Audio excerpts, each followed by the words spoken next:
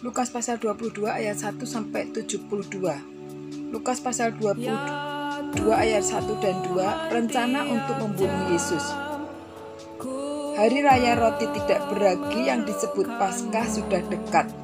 Imam-imam kepala dan ahli-ahli Taurat mencari jalan bagaimana mereka dapat membunuh Yesus, sebab mereka takut kepada orang banyak.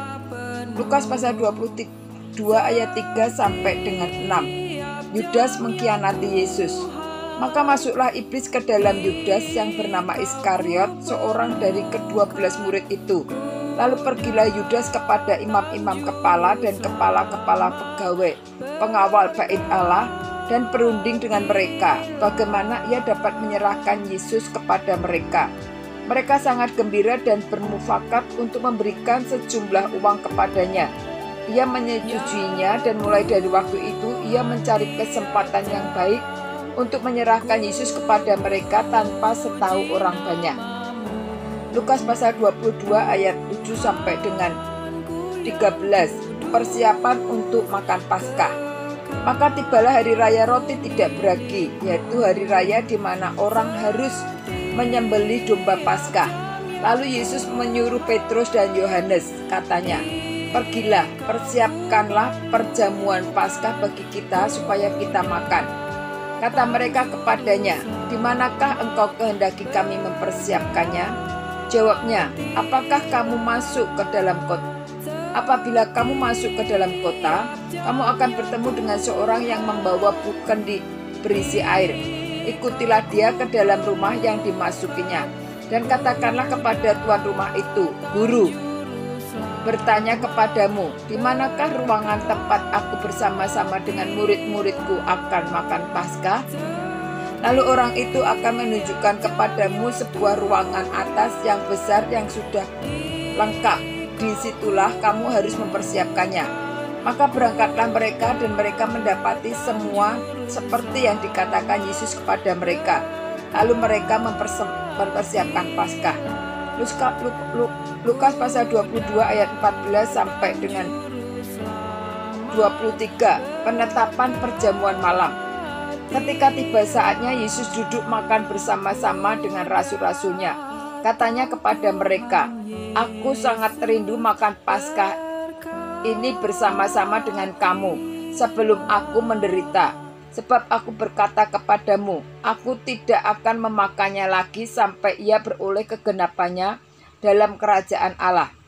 Kemudian ia mengambil sebuah cawan, mengucap syukur lalu berkata, "Ambillah ini dan bagikanlah di antara kamu. Sebab aku berkata kepada kamu, mulai dari sekarang ini aku tidak akan minum lagi hasil pokok anggur sampai kerajaan Allah telah datang." Lalu ia mengambil roti, mengucap syukur, memecah-mecahkannya, dan memberikannya kepada mereka. Katanya, "Inilah tubuhku yang diserahkan bagi kamu. Perbuatlah ini menjadi peringatan akan aku." Demikian juga dibuatnya dengan cawan sesudah makan. Ia berkata, "Cawan ini adalah perjanjian baru oleh darahku yang ditumpahkan bagi kamu. Tetapi lihat, tangan orang yang menyerahkan aku ada bersama dengan aku di meja ini. Sebab anak manusia memang akan pergi seperti yang telah ditetapkan. Akan tetapi celakalah orang yang olehnya ia diserahkan." Lalu mulailah mereka mempersoalkan siapa di antara mereka yang akan berbuat demikian. Lukas pasal 22 ayat 24 sampai dengan 38. Percakapan waktu perjamuan malam. Terjadilah juga pertengkaran di antara murid-murid Yesus. Siapakah yang dapat dianggap terbesar di antara mereka? Yesus berkata kepada mereka, "Raja-raja bangsa-bangsa memerintah rakyat mereka, dan orang-orang yang menjalankan kuasa atas mereka disebut pelindung-pelindung. Tetapi kamu tidaklah demikian, melainkan yang terbesar di antara kamu hendaklah menjadi sebagai yang paling muda dan pemimpin sebagai pelayan. Sebab siapakah yang lebih besar yang duduk makan atau yang melayani? Bukankah dia yang duduk makan? Tetapi aku ada di tengah-tengah kamu sebagai pelayan. Kamulah yang tetap tinggal bersama-sama dengan aku dalam segala percobaan yang aku alami. dan aku menentukan hak kerajaan bagi kamu, sama seperti Bapakku menentukan bagiku, bahwa kamu akan makan dan minum semeja dengan aku di dalam kerajaanku, dan kamu akan duduk di atas tahta untuk menghakimi ke-12 suku Israel. Simon, Simon, lihat, iblis telah menuntut engkau untuk menampi kamu seperti gandum. Tetapi aku telah berdoa untuk engkau supaya imanmu jangan gugur. Dan engkau, jika engkau sudah insaf, kuatkanlah saudara-saudaramu. Jawab Petrus, Tuhan, aku bersedia masuk penjara dan mati bersama-sama dengan engkau. Tetapi Tuhan berkata, aku berkata kepadamu, Petrus, hari ini juga tidak akan berkokok sebelum engkau 3 kali menyangkal aku, bahwa engkau mengenal aku. Lalu ia berkata kepada mereka, ketika aku mengutus kamu dengan tiada membawa pundi-pundi, bekal dan kasut, adakah kamu kekurangan apa-apa? Jawab mereka, suatu pun tidak. Katanya kepada mereka, tetapi sekarang ini, siapa yang mempunyai pundi-pundi, hendaklah ia membawanya. Demikian juga yang mempunyai bekal, dan siapa yang tidak mempunyainya, hendaklah ia menjual jubahnya dan membeli pedang. Sebab aku berkata kepadamu, bahwa nas kitab suci ini harus digenapi padaku. Ia akan terhitung di antara pemberontak-pemberontak. Sebab apa yang tertulis tentang aku sedang digenapi. Kata mereka, Tuhan, ini 2 pedang. Jawabnya, sudah cukup. Lukas pasal 22 ayat 39 sampai 46 di Taman Getsemani. Lalu pergilah Yesus keluar kota dan sebagaimana biasa ia menuju Bukit Zaitun. Murid-muridnya juga mengikuti dia. Setelah tiba di tempat itu, ia berkata kepada mereka, berdoalah supaya kamu jangan jatuh ke dalam pencobaan. Kemudian ia menjauhkan diri dari mereka kira-kira seperlempar batu jaraknya. Lalu ia berlutut dan berdoa, katanya, ya Bapakku, jikalau engkau mau, ambillah cawan ini daripadaku, tetapi bukanlah kehendakku, melainkan kehendakmu-lah yang terjadi. Maka seorang malaikat dari langit menampakkan diri kepadanya untuk memberi kekuatan kepadanya.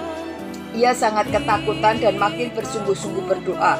Peluhnya menjadi seperti titik-titik darah yang bertetesan ke tanah. Lalu ia bangkit dari doanya dan kembali kepada murid-muridnya. Tetapi ia mendapati mereka sedang tidur karena duka cita. Katanya kepada mereka, mengapa kamu tidur? Bangunlah dan berdoalah, supaya kamu jangan jatuh ke dalam pencobaan. Lukas pasal 22 ayat 47 sampai dengan 53. Yesus ditangkap. Waktu Yesus masih berbicara, datanglah serombongan orang, sedang muridnya yang bernama Yudas, seorang dari ke-12 murid itu, berjalan di depan mereka. Yudas mendekati Yesus untuk menciumnya. Maka kata Yesus kepadanya, hai Yudas, engkau menyerahkan anak manusia dengan ciuman? Ketika mereka yang bersama-sama dengan Yesus melihat apa yang akan terjadi, berkatalah mereka, Tuhan, meskikah kami menyerang mereka dengan pedang?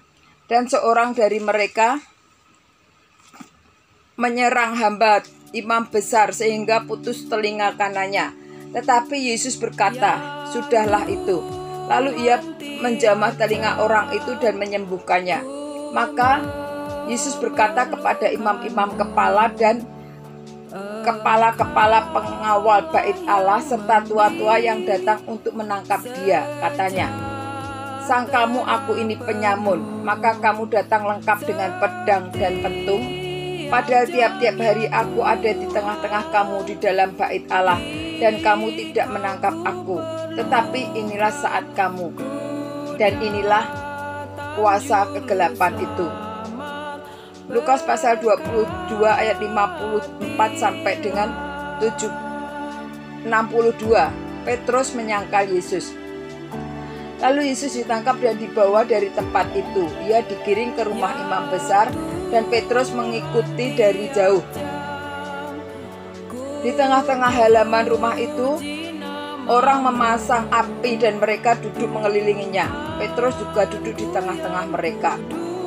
Seorang hamba perempuan mereka melihat dia duduk dekat api. Ia mengamat-amatinya lalu berkata, juga orang ini bersama-sama dengan dia. Tetapi Petrus menyangkal, katanya, bukan, aku tidak kenal dia. Tidak berapa lama kemudian seorang lain melihat dia lalu berkata, engkau juga seorang dari mereka. Tetapi Petrus berkata, bukan, aku tidak. Dan kira-kira sejam kemudian seorang lain berkata dengan tegas, sungguh orang ini juga bersama-sama dengan dia, sebab ia juga orang Galilea. Tetapi Petrus berkata, bukan, aku tidak tahu apa yang engkau katakan. Seketika itu juga sementara ia berkata, berkokoklah ayam. Lalu berpalinglah Tuhan memandang Petrus. Maka teringatlah Petrus bahwa Tuhan telah berkata kepadanya, sebelum ayam berkokok pada hari itu, engkau telah 3 kali menyangkal aku.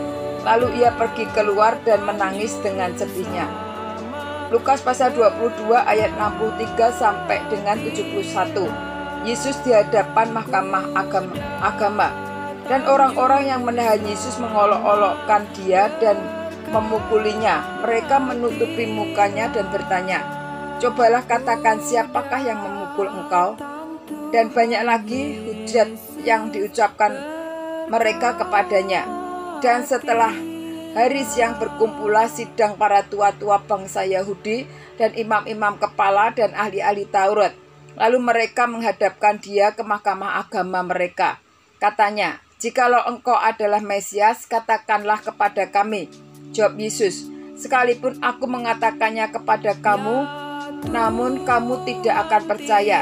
Dan sekalipun aku bertanya sesuatu kepada kamu, namun kamu tidak akan menjawab. Maka sekarang anak manusia sudah duduk di sebelah kanan Allah yang Maha Kuasa. Kata mereka semua, kalau begitu engkau ini anak Allah. Jawab Yesus, kamu sendiri mengatakannya, bahwa akulah anak Allah. Lalu kata mereka, untuk apa kita perlu kesaksian lagi? Kita ini telah mendengarnya dari mulutnya sendiri.